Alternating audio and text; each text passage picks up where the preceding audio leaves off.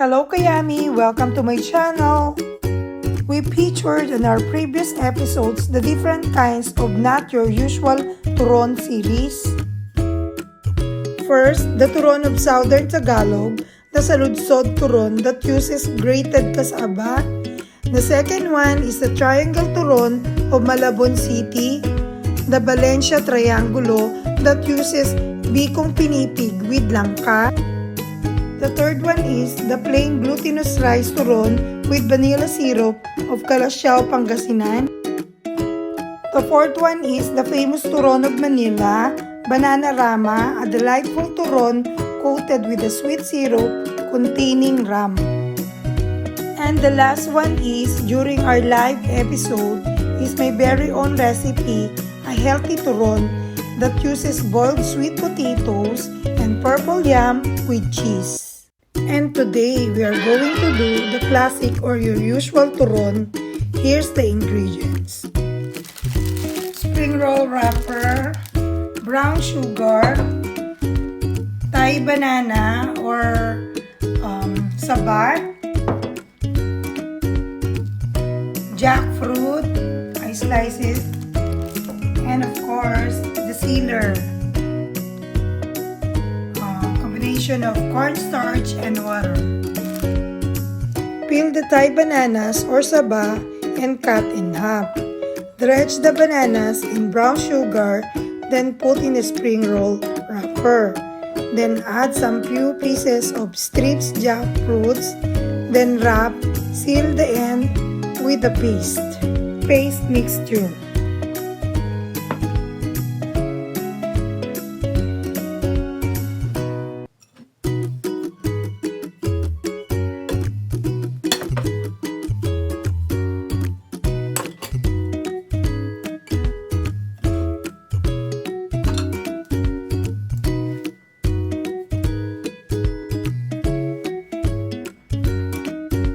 Then do this with the rest of the ingredients.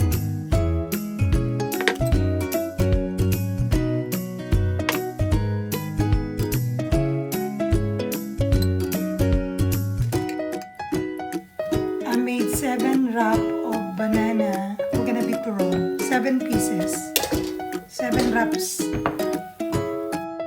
Put the wrapped bananas in an heated pan with oil, then fry until crunchy.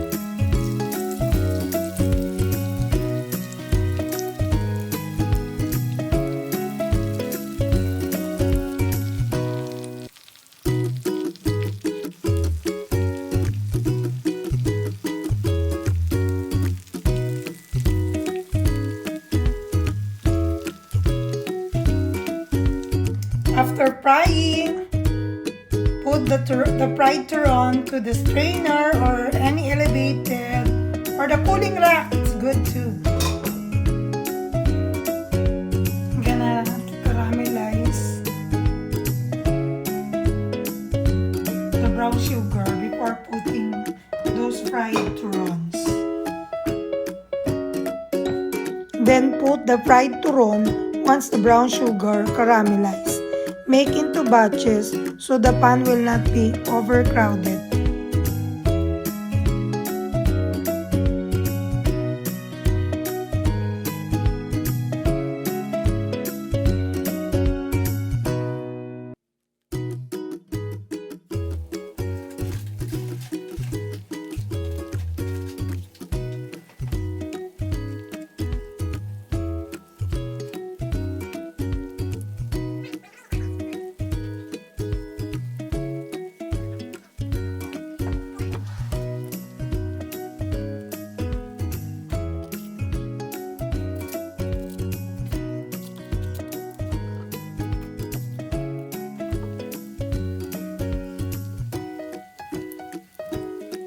Here's the classic turon of the Filipinos.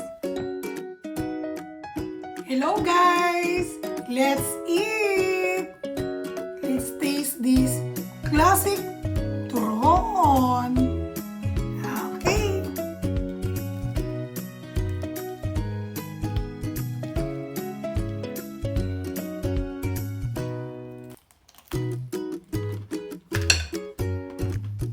Good! the same. Crunchy.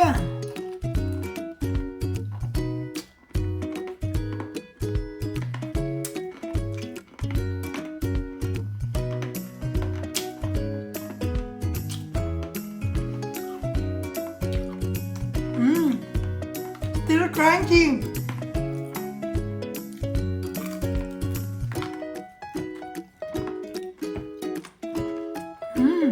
With jackfruit. Sometimes you don't need, that's an optional ingredients. If you don't have jackfruit, you can still make turon, classic turon.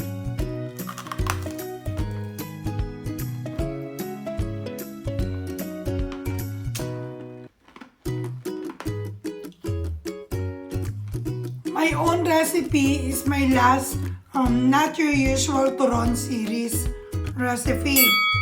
Actually, there's so much, there's a lot more. And we're not going to finish this series because you know Filipinos, they're really creative. You can create anything as long as it's a little sweet or sweet. Because turon or banana spring rolls is a sweetened kind of lumpia. But if you're gonna use like vegetables or meat, this is savory. They call it lumpia.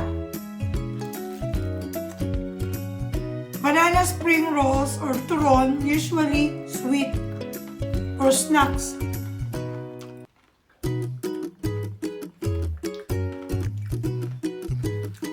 Thank you for joining me on this series, Turon series, guys. I hope you enjoy the whole series of this Turon series or Banana Spring Roll series. Okay, bye-bye!